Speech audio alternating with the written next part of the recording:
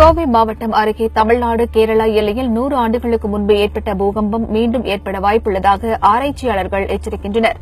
பாலக்காட்டு கணவாயும் கோயம்புத்தூரும் பெரிய பிளவின் குறுக்கே அமைந்திருப்பதால் இந்த பகுதியில் பூகம்பங்கள் ஏற்படுவது புதிதல்ல என்கிறார்கள் ஆராய்ச்சியாளர்கள். கோவையிலிருந்து 26 கிலோமீட்டர் தென்மேற்கு திசையில் அமைந்துள்ள கேரள மாநிலத்துக்குட்பட்ட நல்லைப்பள்ளியை மையமாக கொண்டு கடந்த 1900 ஆண்டு பிப்ரவரி 8ஆம் தேதி அதிகாலையில் நிலநடுக்கம் ஏற்பட்டது. ரிக்டர் அளவுகோலில் 6 என்ற அளவில் பதிவான இந்த நிலநடுக்கத்தில் 10,000க்கும் அதிகமானவர்கள் இறந்து போனதாகவும் கூறப்படுகிறது. சுமார் 25,000 சதுர கிலோமீட்டர் சுற்றளவுக்கு நில அதிர்வு உணரப்பட்டது.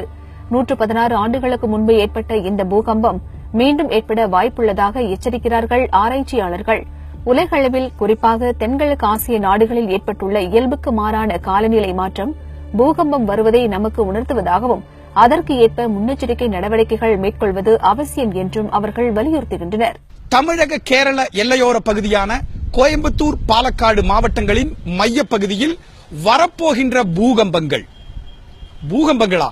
ஆம், 1900 பிப்ரவரி மாதம் 8ஆம் நாள், அதாவது 116 ஆண்டுகளுக்கு முன்பு அதிகாலை 3:11 தென்னிந்தியாவிலேயே நிகழ்ந்த மிகப்பெரிய பூகம்பத்தின் மையம் கோயம்புத்தூர் பூகம்பம். அந்த மையம் இப்போது பாலக்காட்டில் உள்ளது. மாநிலங்கள் பிரிக்கப்படுவதற்கு முன்பு ரிக்டர் அளவுகோலில் 6 மற்றும் 6.4 அளவுகளில் வந்த பூகம்பத்தில் 10,000க்கும் கூடுதலான மக்கள் இறந்து போனார்கள். இது எல்லாம் அரசு பதிவேடுகளில் உள்ளது. ஒரு இடத்தில் பூகம்பங்கள் வந்தால் அந்த இடத்தின் வரலாற்றில் மீண்டும் மீண்டும் பூகம்பங்கள் வந்தே தீரும் என்பது செய்ஸ்மாலஜி எனப்படும் பூகம்ப இயல், உலக பூகம்ப இயலின் ஒரு தொடர்புடைய அந்த படனங்கள், அதாவது ஸ்டடி ரிப்போர்ட் அடிப்படையில் இங்கு மீண்டும் மீண்டும் பூகம்பங்கள் வந்தே தீரும் என்பது உறுதிப்படுத்தப்பட்டுள்ளது.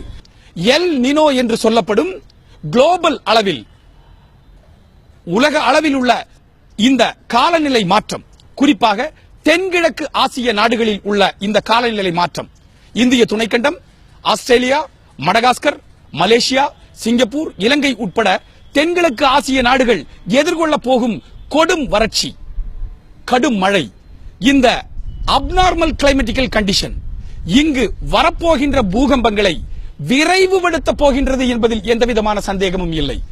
தொழில்நுட்பம் வளர்ந்த இந்த காலகட்டத்தில் குழந்தைகள் உட்பட இங்கிருக்கும் இயற்கை செல்வங்கள், முதியவர்கள், இங்கிருக்கும் அனைத்து விதமான சொத்துக்களையும் பாதுகாப்பதற்கு தற்காப்பு முன்னெச்சரிக்கை நடவடிக்கைகளை நாம் இந்த வினாடியிலிருந்து மேற்கொண்டே ஆக வேண்டும் என்ற கட்டாயமான காலகட்டத்தில் வாழ்ந்து கொண்டிருக்கின்றோம்.